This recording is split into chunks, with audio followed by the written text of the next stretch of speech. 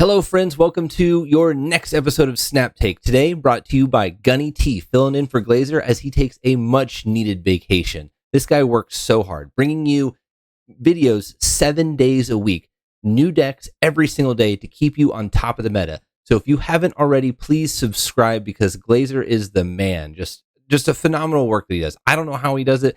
I guest on these videos every once in a while, and it is a ton of work, but he is doing it day in and day out. So make sure you subscribe, and then we are almost to 10K subscribers on this channel, and that is just phenomenal growth. Let's keep it going. So for our outline, we're going to start with questions of the day.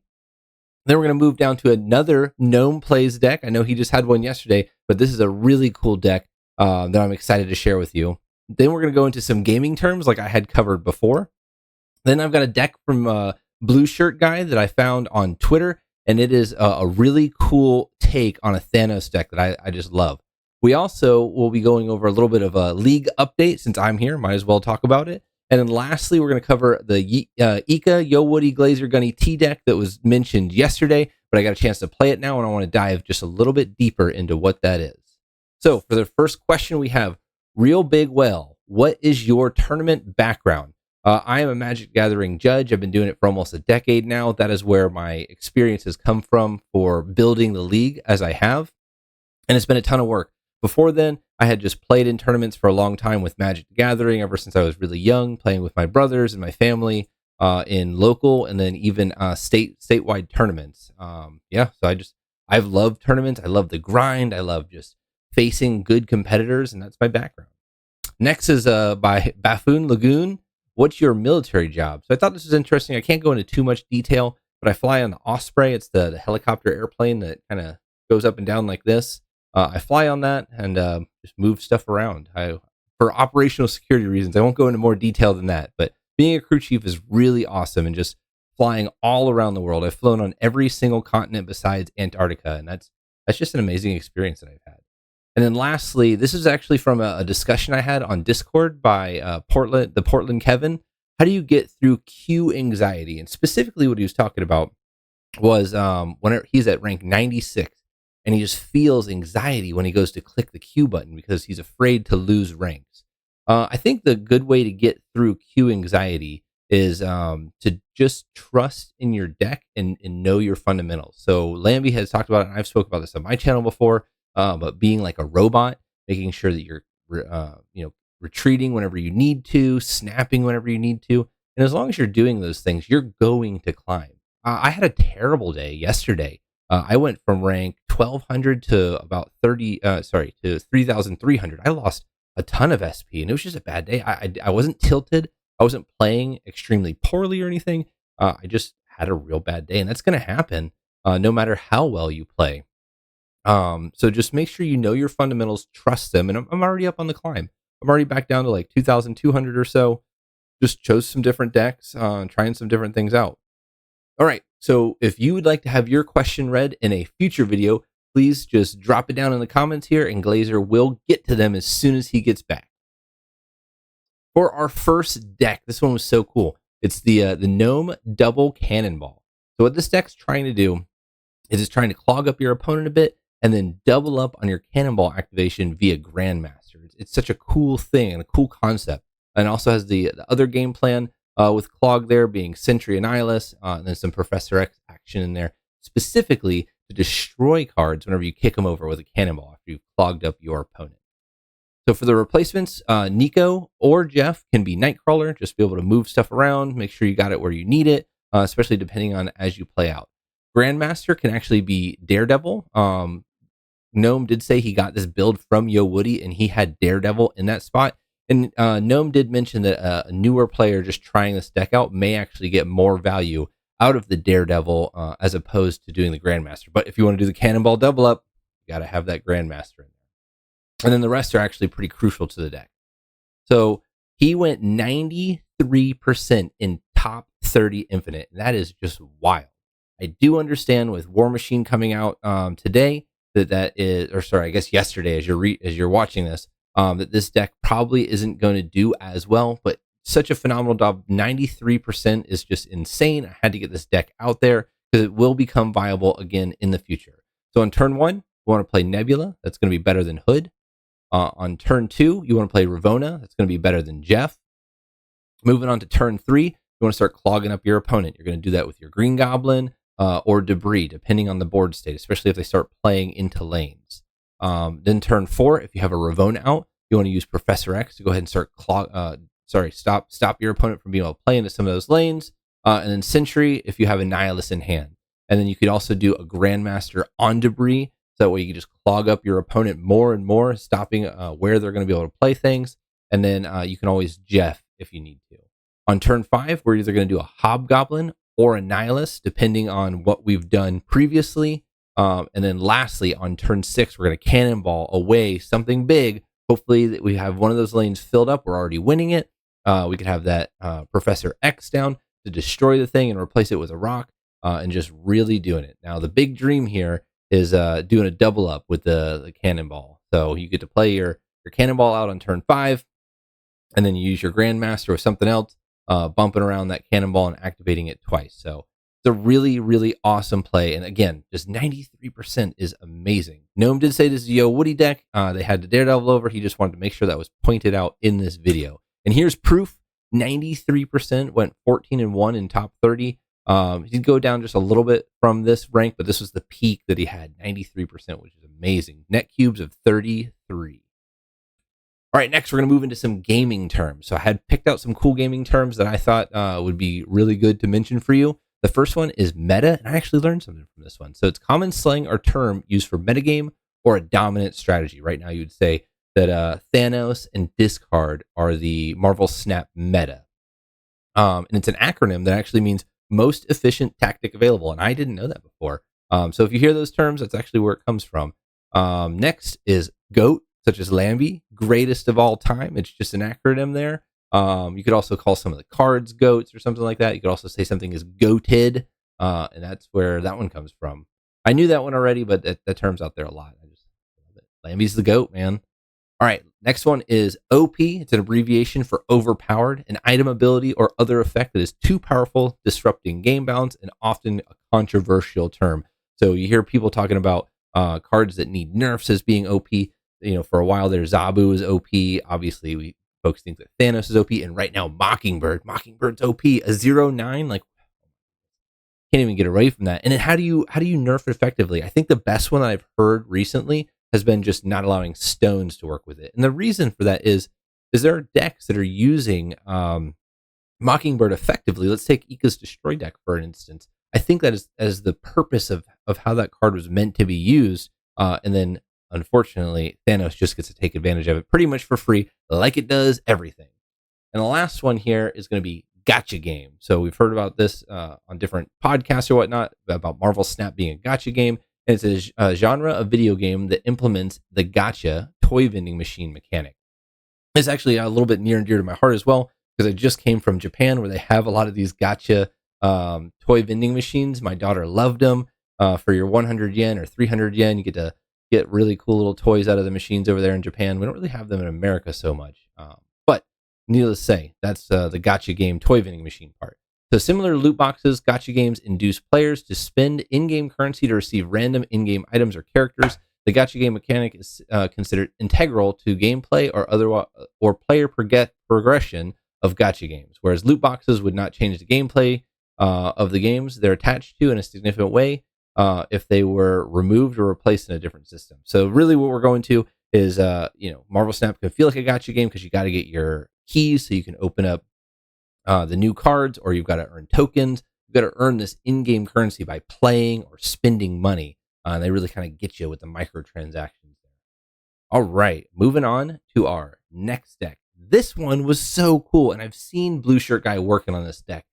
He's had several iterations of it, but it is just so neat. It's a Thanos deck that is really taking advantage of those stones in kind of a unique way, using things like Typhoid Mary or the Man Thing to reduce their power and then send them over to your opponent and just clog up their board. Also using Green Goblin and Debris to kind of do the same thing. And then notably here with the Man Thing and the Typhoid Mary, if you use Debris, now you're able to send those stones like we used to with the Nihilist. We could send those stones over to our opponent. So it's really powerful there. And they have been killing it on the ladder with this deck.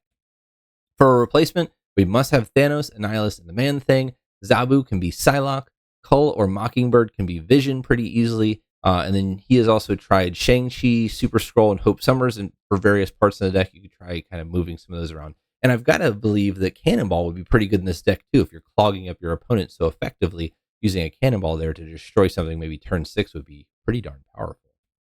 All right, so for turn 1, we want to be playing some stones, hopefully drawing. On turn 2, you want to get Zabu down or using some more of your stones. On turn 3, so this is another point too, you want to start stacking those stones onto the same location. That way on turn 3, you really want to get a Man-Thing down. That way you can reduce the power of those stones, preparing them to be shipped over to your opponent, especially if you have that Annihilus in hand. If not, we can start throwing debris out there to get our opponents clogged up even more, or any of our various 410s, either Cull, Typhoid Mary, or Sentry, kind of depending on what you have in hand or what's going to be played. For turn 4, we're going to pretty much do the same thing as turn 3. There's kind of two varying parts of this, either the clog portion, where you're just throwing a bunch of stuff over to your opponent, or just playing multiple 410s out there. A notable thing here is with your 410s out, let's say you have a Sentry or a Cull already out, if you play that Typhoid Mary, you're taking those out of Shang-Chi range, which is pretty awesome. So we're going to set up for turn 5. On turn 5, we're going to play some of our bigger stuff, focusing on clog at this point to prepare us for a good turn 6. You can also play our Annihilus here, sending over those stones that would be in your Man-Thing lane, or any of the stones that you happen to have out that are at -1 power, because we have a Typhoid Mary.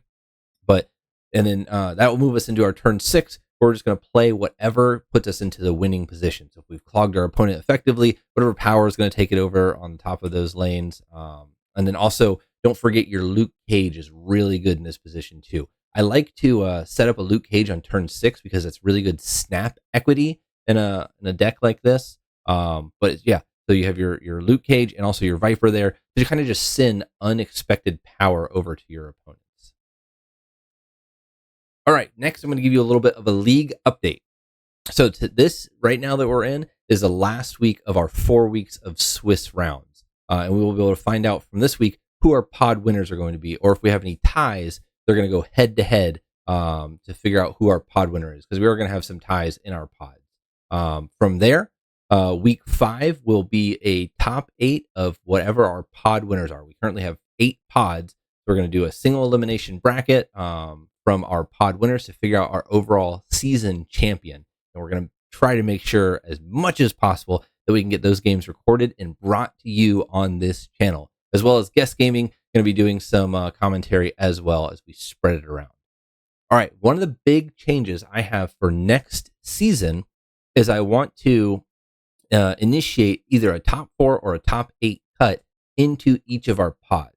And the real reason for that is right now, let's say I take a loss in round 1, it's going to be pretty hard to win my pod because really, inevitably, somebody's going to end up going undefeated in a pod. So if I just take the top player from each pod, then if I take a loss at any point in time, then I'm pretty much out of the running. But if we do a top 4 or a top 8 cut on the 5th week of our pod, and then move into a 6th week for our top 8 cup to find a season champion, that will open up the ability for some of those players to catch up a little bit if they have taken a loss early. Moving on to our plans for April. So we've spoken about this before, but we're going to be doing a huge tournament. This is going to be the biggest tournament Marvel Snap has ever had to date. We're going to be teaming up with Pursuit Gaming. And we're going to up the ante on what the prizes are. And best of all, you do not need to be a patron, and it's going to be free to enter. So there's really no reason to not join this thing. If you want more information for it, feel free to join the Snap Judgments League Discord server, ask questions there, or just keep around for updates. The information will be out there. You could find me on Discord at some point in time. Gunny T, look for me around different locations, and we'll be able to bring it to you.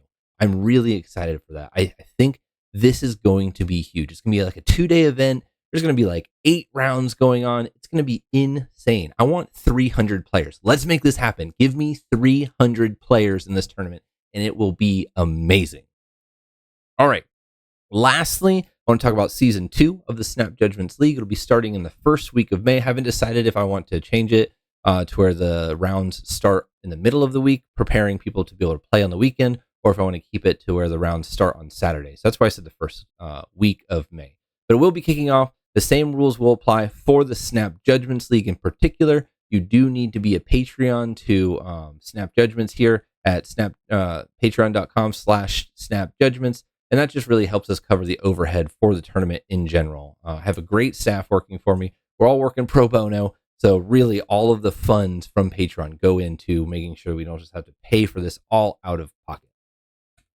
Our last deck here was mentioned briefly yesterday by Glazer about the War Machine builds, but I actually got I actually got the ability to play this deck, and I wanted to bring it to you. So this is the War Machine build. I'm calling it Shuri Machine, but it's a really fun deck, and it's actually pretty cheap. If you go into the season pass, really all we need here is a War Machine, right? All right, so you need Hope, you need War Machine. Jeff can be Nightcrawler, so I said it could be pretty cheap. I do like the Jeff here because then you can play into your Ebony Maul lane, putting 10 power there and forcing your opponent to play there. And then everything else is Series 3. So turn 1, we want to go Sunspot over Ebony Maul. Sometimes you just throw the Ebony Maul out there expecting that you're going to be able to play into it later. That's fine. Ebony Maul also has this really cool mechanic that isn't really talked about very much, and that is that it forces players to at least put some amount of power there, especially if you drop a Sunspot early and an Ebony Maul in a lane. Like, they're going to be forced to play cards into that lane, no matter if you want to contest them or not. On turn 2, you want to play the armor out there. I like to set up my armor lanes early because this is where we're going to be playing the majority of our cards until we move into the later part of the game. So turn 3, Hope Summers is absolutely what you want to see. If you don't have a Hope Summers, you can obviously play your 2 or your 1 drops, but Hope Summers really powers this deck into the next level.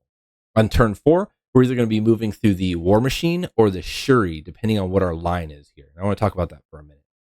So if we War Machine, that opens, obviously, so if we War Machine on top of Hope Summers, that opens up 6 energy for the following turn. So with our War Machine, we can either play out a Giganto on turn 5 wherever we want, or we can play an Infinite into a lane wherever we want.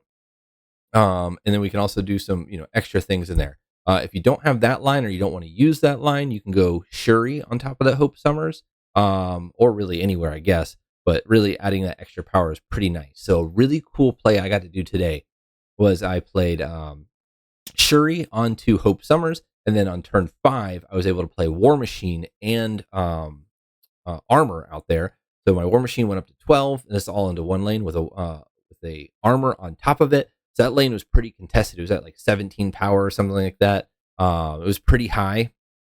And then that allowed me on the 6th turn to play in an Infinite into a Professor X lane that my opponent wasn't going to be able to win now because they couldn't put anything else there. And then I was able to play Ebony Maul on top of a Sunspot to make another lane just spread my power out so much. So that was a really cool play. You can also do a Shuri on top of Hope Summers to get 6 energy and a full pass. And then you could play your She-Hulk, You play your She-Hulk onto that Shuri on turn 6, and then also have enough energy left over to play a Taskmaster, copying that 20 power She-Hulk now. There's just so many good plays with this deck. And War Machine just opens up your ability. I think this deck is actually going to be really good right now into a War Machine meta, especially if your opponents are trying to do like the cute War Machine stuff where they're locking down their own lanes with Professor X or Goose or Storm, something like that. If you're doing the bigger stuff and your opponent's trying to do the smaller stuff, your deck's just going to win. This is a proactive War Machine deck where you're not trying to close down your own lanes and stop your opponent from playing places, but opening up your ability to play into those lanes. So I think week 1, this deck's actually going to be really good. I've also seen some people having success with the War Machine Black Knight decks. That's another one to look out for. But if you want a place to start, please try out this deck. It feels a lot like a good Shuri deck. And also, talking about just a good Shuri deck, this deck, the backup plan is just Shuri. So it's nice to have that War Machine. If you don't draw it, you can just move into your Shuri game plan. Another note there is if you don't have War Machine in hand and you're wondering where to play that armor early, just go ahead and play it in your far left lane. That will open up your Shuri into a Giganto play. having a 28 power Giganto that you could then Taskmaster wherever you want to is a really solid play as well, moving into the late game. All right. Thank you to all of these patrons. These are the $10 patrons here. I'm not going to read the list because I haven't memorized all these names, but these guys right here are the ones that just push our ability to make all of our league stuff happen. These are $10 patrons, and this is the peak level of commitment. Like I give it out there to, I'm one of them, but I give it out there to every single other player that has joined at the $10 Patreon level. It's really amazing. It really allows us to just push what we're doing and what we're offering. The more patrons we get, more $10 patrons, $5 patrons we get, the more the prizes are going to reflect that. Glazer really doesn't take much off of this. He kind of gives away everything that he gets. I'm not really sure how that works out, but he's doing it. Our closing thoughts here are just to make sure you subscribe. Go to that Patreon link, especially if you want to join Season 2 of the Snap Judgments League. You do need to be a patron in April to sign up for the May Snap Judgments League, because I will be verifying who's a patron, who's not. If you're confused of why that needs to happen or how that works, you could just join the Snap Judgments League Discord, and we can point out we have really great documents put together that will help you figure out all the steps that you need. You just ask questions on there as well. I have an awesome mod staff that is always willing to help.